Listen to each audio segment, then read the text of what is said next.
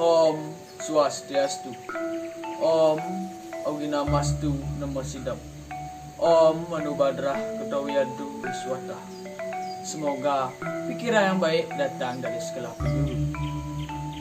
Sebelum saya membahas topik kali ini, izinkan saya untuk memperkenalkan diri. Seperti pepatah mengatakan, weru ring rupa dan weru ring aran. Tahu muka tapi tidak tahu nama. Perkenalkan, nama saya Ibu Dogi Pertama dari jurusan Pendidikan Bahasa dan Sastra Agama dengan NIM 2111021037. Nomor absen 12. Saya dari kelas 1B Siang dan Bahasa. Umat Gendus Dharma yang berbahagia, pada kesempatan kali ini kita akan membahas pesan Dharma tentang pentingnya toleransi dalam moderasi beragama melalui ajaran agama Hindu. Toleransi adalah suatu sikap saling menghormati dan menghargai antar kelompok, antar individu dalam masyarakat atau dalam ruang lingkup lainnya. Moderasi beragama adalah cara pandang atau sikap dan praktik beragama yang mengamalkan esensi ajaran-ajaran agama yang hakikatnya mengandung nilai-nilai kemanusiaan dan menebarkan kemaslahatan bersama. Komitmen utama moderasi beragama terhadap toleransi menjadikannya sebagai cara terbaik untuk menghadapi radikalisme agama yang mengancam kehidupan beragama itu sendiri, dan pada gilirannya mengimbasi kehidupan persatuan bermasyarakat, berbangsa, dan bernegara. Ada banyak agama di Indonesia, namun tujuannya sama, yaitu memuja Tuhan Yang Maha Esa. Walau dengan sebutan yang berbeda-beda, sikap toleransi perlu diterapkan di antara semua perbedaan. Dengan menghargai dan menghormati agama atau kepercayaan orang lain, secara tidak langsung kita sudah memuliakan agama itu sendiri. Begitu juga sebaliknya. Semua agama dan kepercayaan mengajarkan kebaikan. Maka agama bukan untuk menyerang orang lain, tetapi untuk meredam ego yang ada dalam diri kita sendiri. Tidak ada suatu agama dan kepercayaan yang mengajarkan suatu kejelekan pada penganutnya. Tata kehidupan beragama bagi semua beragama di Indonesia telah dilindungi oleh peraturan yang berlaku, yakni untuk dapat melakukan kehidupan beragama sesuai ajaran agamanya masing-masing. Demikian juga halnya umat beragama Hindu dapat melaksanakan kegiatan beragama Hindu sesuai ajaran suci dalam agama Hindu. Sumber suci ajaran agama Hindu adalah Pustaka Suci Weda serta sastra Hindu yang telah dijadikan pedoman atau tuntunan hidup beragama secara rutin dalam kehidupan sehari-hari di masyarakat Hindu. Salah satunya ajaran bakti umat Hindu melalui persembahan suci dinamai Pancayatna. Umat Hindu Dharma yang berbahagia, umat Hindu yang berada di pelosok-pelosok tanah air Indonesia tercinta melaksanakan kehidupan beragama dengan hening, hikmat, dan tertib. Keberadaan umat Hindu di Indonesia, termasuk umat Hindu yang eksis di berbagai negara belahan dunia, merupakan umat Hindu yang telah ada sejak silam secara turun-menurun. Ada secara natural yang sejak zaman purba merupakan penganut umat Hindu yang eksis sampai kini. Itu artinya bahwa keberadaan umat Hindu bukannya adanya di satu daerah saja, namun umat Hindu hanya ada di satu pulau saja, tetapi umat Hindu telah ada dengan identitasnya sebagai umat Hindu yang tersebar di berbagai daerah atau wilayah belahan bumi raya ini.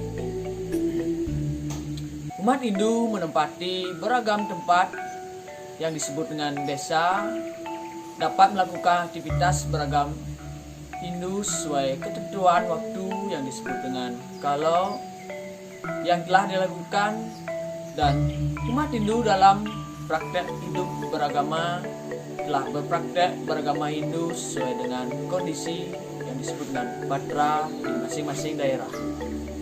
Tata kehidupan beragama Hindu bersifat fleksibel atau luas, adaptif atau menyesuaikan dengan situasi dan kondisi setempat. Dukungan budaya, adat istiadat, dan kebiasaan-kebiasaan setempat memberikan dinamika serta pertumbuhan agama Hindu secara natural dan damai. Tujuan agama Hindu adalah mencapai kebahagiaan rohani dan kesejahteraan jasmani. Dalam Pustaka Weda disebutkan Moksatam Jagadita Caiti Dharma. Agama atau dharma itu ialah untuk mencapai moksa, kebahagiaan rohani, dan jagadita yang artinya mencapai kebebasan jiwatman terhadap kebahagiaan duniawi. Untuk mencapai hal tersebut, agama Hindu menjabarkan menjadi 3 kerangka dasar, yaitu tatwa yang berarti filsafat, etika yang berarti susila, dan upacara yang berarti ritual. Masyarakat Hindu di Bali dalam kehidupan sehari-harinya selalu berpedoman pada ajaran agama Hindu, warisan para leluhur Hindu di Bali, terutama dalam pelaksanaan upacara ritual dalam filsafat Tri Hita Karana. Arti dari Tri Hita Karana, Tri yang artinya 3, Hita artinya kehidupan, Karana artinya penyebab. Jadi Tri Hita Karana yaitu 3 keharmonisan yang menyebabkan adanya kehidupan, yaitu hubungan yang harmonis antara manusia dengan Tuhan, hubungan yang harmonis antara manusia dengan manusia, dan hubungan yang harmonis manusia dengan alam. Dalam pelaksanaannya tetap berlandaskan ajaran-ajaran agama Hindu, dan dalam kegiatan upacara keagamaan berpatokan pada pancayatnya. Yang dimaksud dengan pancayatnya yaitu panca yang artinya 5, yatnya artinya persembahan. Jadi pancayatnya merupakan 5 korban suci yang tulus ikhlas yang dipersembahkan kepada Tuhan Yang Maha Esa. Dalam istilah Bali, masyarakat Hindu menyebutnya Ida Sang Hyang Dewasa. Adapun pelaksanaan pancayatnya yaitu yang pertama upacara Dewayatnya. Upacara Dewayatnya adalah pemujaan serta persembahan suci yang tulus ikhlas ke hadapan Tuhan dan sinar-sinar sucinya yang disebut dengan Dewa Dewi. Salah satu upacara Dewayatnya seperti upacara Hari Raya Saraswati, upacara suci yang dilaksanakan oleh umat Hindu untuk memperingati turunnya ilmu pengetahuan yang dilaksanakan setiap 210 hari, yaitu pada hari Sabtu yang dalam kalender Bali disebut dengan Sanisara Umane Suku Watu Gunung. Yang kedua ada upacara Budayatnya. Upacara Budayatnya adalah pemujaan serta persembahan suci yang tulus ikhlas ditunjukkan ke hadapan Buddhakala yang tujuannya untuk menjalin hubungan yang harmonis dengan Buddhakala dan manfaat daya gunanya. Salah satu dari upacara Budayatnya adalah upacara Tawur Kesango menjelang Hari Raya Nyepi Tahun Baru Saka dalam kalender Bali. Upacara Tawur Kesango adalah upacara suci yang merupakan persembahan suci yang tulus ikhlas kepada Buddhakala agar terjalin hubungan yang harmonis dan bisa memberikan kekuatan kepada manusia dalam kehidupan. Yang ketiga ada upacara Manusayatnya. Upacara Manusayatnya adalah upacara persembahan suci yang tulus ikhlas dalam rangka pemeliharaan, pendidik, serta penyucian secara spiritual terhadap seorang sejak terwujudnya jasmani di dalam kandungan sampai akhir kehidupan. Adapun beberapa upacara Manusayatnya, salah satunya adalah upacara Metatah. Upacara Metatah atau potong gigi di Bali merupakan bagian dari Manusayatnya. Ini merupakan proses siklus hidup dari bayi di dalam kandungan, lahir hingga perkawinan. Upacara Manusayatnya yang seperti potong gigi atau metatah di dalam Bali dilakukan bukan tanpa makna. Potong gigi ini bermakna menemukan hakikat yang terlepas dari Satripu.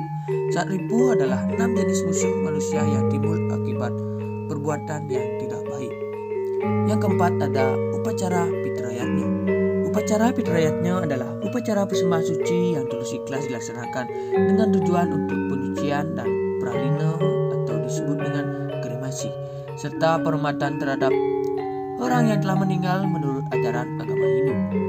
Yang dimaksud dengan pralina kremasi menurut ajaran agama Hindu adalah merubah suatu wujud demikian rupa sehingga unsur-unsurnya kembali kepada asal semula. Yang dimaksud dengan asal semula adalah asal manusia dari unsur pokok alam yang terdiri dari air, api, tanah, angin, dan angkasa. Sebagai sarana penyucian digunakan air dan tirta disebut dengan air suci, sedangkan untuk pralina digunakan api pralina atau disebut dengan api alat kremasi. Yang kelima ada upacara resiatnya. Upacara resiatnya adalah upacara persembahan suci yang tulus ikhlas sebagai penghormatan serta pemujaan kepada para resi yang telah memberi tuntunan hidup untuk menuju kebahagiaan lahir batin di dunia dan akhirat. Demikian upacara pancayatnya yang dilaksanakan oleh umat Hindu di Bali sampai sekarang, yang mana semua aktivitas kehidupan sehari-hari masyarakat Hindu di Bali selalu didasari atas yatnya, baik kegiatan di bidang sosial, budaya, pendidikan, ekonomi, pertanian, keamanan, dan industri, semua berpedoman pada ajaran-ajaran agama Hindu yang merupakan warisan dari para leluhur Hindu di Bali. Moderasi Hindu beragama merupakan tata cara kehidupan beragama yang kondusif, aman, nyaman, tentram, damai, rukun, harmonis, penuh toleransi, dan memiliki pribadi beragama yang ramah tamah. Kemudian, filosofi moderasi beragama Hindu adalah tata hidup beragama yang didasari oleh ajaran agama Hindu sesuai pustaka suci Weda dan susastra sebagai pedoman atau tuntunan hidup beragama Hindu secara mudah, praktis, aman, nyaman, damai, rukun, toleransi, harmonis, dan kondusif. Sesungguhnya beragama Hindu sangat mudah dan tidak sulit. Sekian dari moderasi yang saya bisa sampaikan. Saya ucapkan terima kasih. Om Santi Santi Santi Om.